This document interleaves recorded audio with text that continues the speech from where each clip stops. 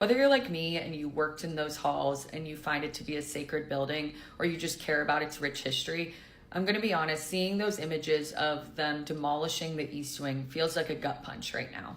The issue at hand, though, is that Trump did not go through the proper protocols to get this ballroom approved. And instead, in the middle of a government shutdown, decided to take a wrecking ball to the East Wing after promising the American people that his new ballroom would not touch the existing structure. You look at the list of some of the donors that the White House has released, it's companies like Amazon, Meta, Comcast, Palantir, the list goes on.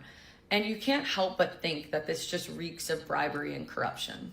Trump is demolishing the historic East Wing to put in a gaudy, lavish ballroom so that way he can host private dinners for his billionaire donors who are basically bribing him. This is about watching this particular administration, the most hollow, mean-spirited, buck-toothed parody of governance we've ever endured, tearing down the East Wing of the goddamn White House with no blueprint. Nothing finalized, no design, not even a public sketch that we could pretend meant something.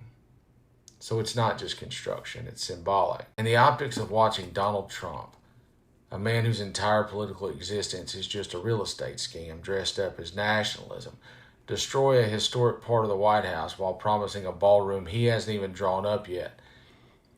It feels like the whole story of his goddamn term.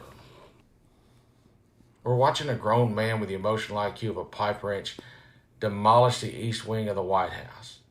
The visitor's entrance, the First Lady's office, the connective tissue of ceremonial governance with zero plan, zero approval, and zero understanding of how this looks when you're leading a nation that is already gasping for air. It's about whether history is a thing we preserve or just more plaster to be sold off in chunks to the highest bidder at a fundraiser at Mar-a-Lago.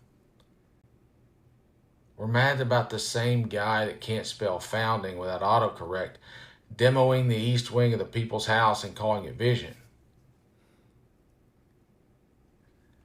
But when history judges this shit, it will. It won't remember the ballroom. It'll remember the wreckage.